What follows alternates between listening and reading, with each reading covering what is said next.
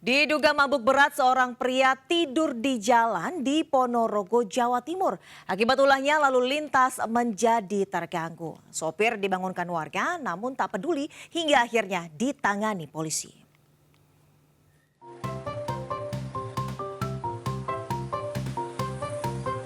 Sebuah mobil berhenti di lampu merah Jalan Sultan Agung Ponorogo selama 1 jam. Akibatnya pengguna jalan lain pun terganggu karena posisi mobil berada di tengah jalan. Warga yang curiga memeriksa kondisi sopir mobil.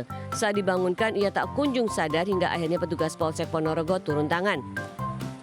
Polisi bersama warga kemudian menepikan kendaraan ke tempat yang lebih aman. Saat diperiksa, sopir mengaku kelelahan dan akan pulang. Tadi ada anak muda juga sama. Anak muda datang bangunkan juga nggak bangun. Sampai saya juga ikut berhenti tadi. Kondisinya nggak sadar. Berarti sampai berapa lama dia di situ berhenti? Lama Pak, mungkin dari 3:30 mungkin. Namun setelah diizinkan pulang ternyata kendaraan itu tidak mengarah ke rumahnya dan melaju ke arah luar kota Ponorogo dengan kecepatan tinggi. Dari Ponorogo, Jawa Timur, Ahmad Subeki, iNews melaporkan. Polisi bongkar praktik jual beli 66 bayi sejak 2010 yang melibatkan 2 bidan dengan harga puluhan juta rupiah per bayi. Sementara di Jakarta, orang tua yang mengaku bayinya tertukar mengadu ke KPAI.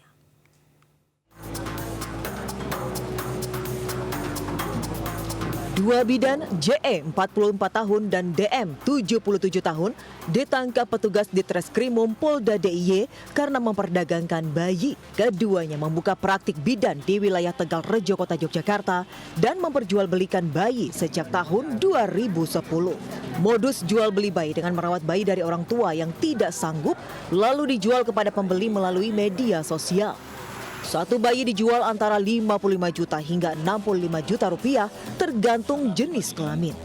Total sudah ada 66 bayi yang dijual pelaku kepada pembeli, terdiri dari 28 bayi perempuan dan 36 bayi laki-laki serta 2 bayi tanpa keterangan jenis kelamin. Anak tersebut dirawat dan selanjutnya tersebar ataupun di media bahwa yang bersangkutan mencari ataupun menjual kepada para orang tua yang ingin mencari anak atau bayi tersebut. Akibat perbuatannya, kedua pelaku dijerat Undang-Undang Perlindungan Anak dengan ancaman hukuman 15 tahun penjara. Dari Yogyakarta, Gunanto Farhan, iNews melaporkan.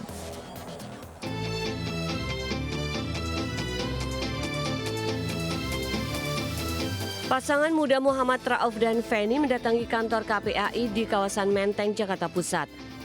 Mereka membawa sejumlah berkas sebagai bukti terkait dugaan tertukarnya bayi mereka di rumah sakit. Pasutri warga Cikarang Selatan, Kabupaten Bekasi, Jawa Barat melahirkan bayi pada 16 September 2024 lalu. Sementara sang ayah hanya diminta mengazankan bayi tanpa dijelaskan kelengkapan anggota tubuh serta jenis kelaminnya. Dari keterangan Rauf, ada tai lalat pada wajah bayi yang meninggal. Sementara bayi yang dilahirkan istrinya tidak memiliki tai lalat. Ironisnya bayi yang diduga tertukar tersebut justru dikabarkan pihak rumah sakit telah meninggal dunia.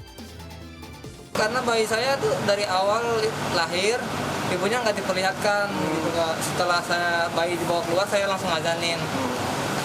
Setelah itu anak saya dibawa buru-buru ke ruang NICU.